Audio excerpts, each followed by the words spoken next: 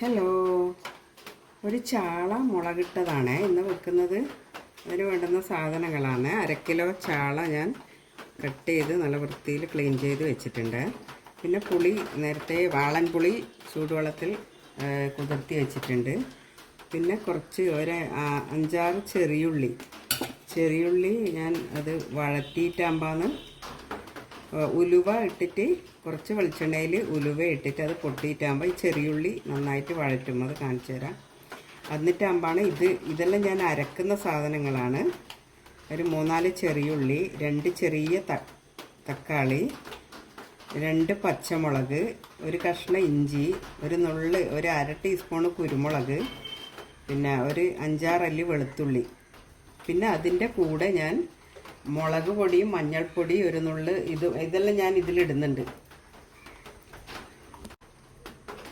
ഇതിൻ്റെ കൂടെ അരക്കാനിടുന്നത് പിന്നെ 2 ടീസ്പൂണ് കാശ്മീരി ചില്ലിയാണ്. 2 ടീസ്പൂൺ കാശ്മീരി ചില്ലി, പിന്നെ ഒരു 1/4 ടീസ്പൂണ് മഞ്ഞൾ, പിന്നെ ഒരു 3/4 ടീസ്പൂണ് മല്ലിപ്പൊടി, പിന്നെ എരിവുള്ള മുളക് 1 ടീസ്പൂണ്. ഇതെല്ലാം ഇതിൻ്റെ കൂടെ അരച്ചിട്ടെടുക്കും. എന്നിട്ടതാണ് ചാളയിൽ ചേർക്കുന്നത്. ഉലുവ പൊട്ടിയ ഇതിലേക്ക് ചെറിയുള്ളി,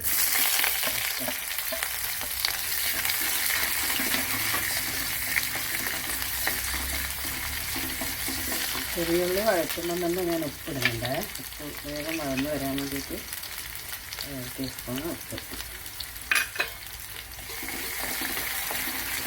അത് വഴന്ന് കഴിഞ്ഞിട്ടാകുമ്പോഴാണ് ഞാൻ അരച്ച് വെച്ചത് ഉള്ളി, പച്ചമുളക്, വെളുത്തുള്ളി, കറിവേപ്പില, ഇഞ്ചി,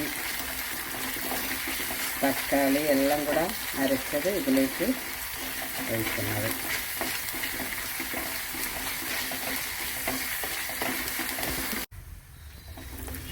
ഉള്ളി ഏതാണ്ട് വഴന്ന് വന്നേ. ഇനി നമുക്ക് അരച്ച് വെച്ച അരപ്പ് ഇടാം.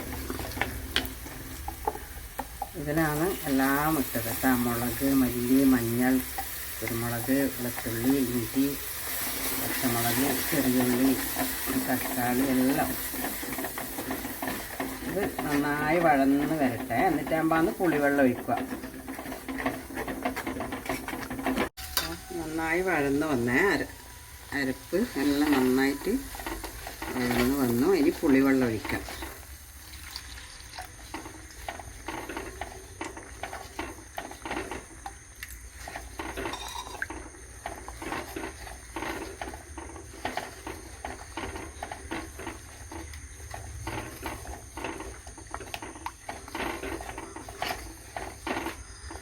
പുളിവെള്ളം ഒന്ന് തിളക്കട്ടെ. എന്നിട്ടാകുമ്പോൾ മത്തിയിടാം.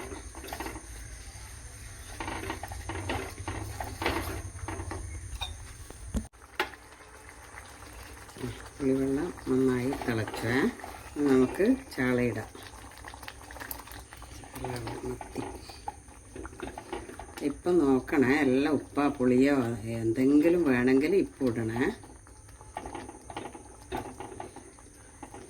വെള്ളം വേണമെങ്കിൽ ചൂടുവെള്ളം മാത്രം ഒഴിക്കണേ. മാക്സിമം തിളച്ച വെള്ളം ഉണ്ടെങ്കിൽ അതന്നെ ഒഴിച്ചോ.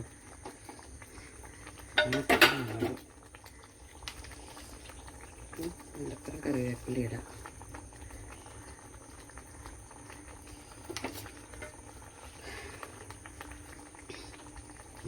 നല്ലോണം തിളച്ച കറി റെഡിയായി. ഒരു അടിപൊളി മത്തിക്കറി റെഡി ആയിട്ടുണ്ട്. ഇത് ചോറിനും ചപ്പാത്തിക്കും എല്ലാത്തിനും എടുക്കാൻ പറ്റുന്നതാണ്. കപ്പയ്ക്കും എല്ലാത്തിനും എടുക്കാം. അധികം കുറുകിയതുമല്ല, അതുകൊണ്ട് കറിയും ഉണ്ടാവും. കുറച്ച് നല്ല ടേസ്റ്റാണ്. ഇഷ്ടമായിട്ടുണ്ടെങ്കിൽ എല്ലാവരും ഒന്ന് ഉണ്ടാക്കി നോക്കണേ. Okay, thank you.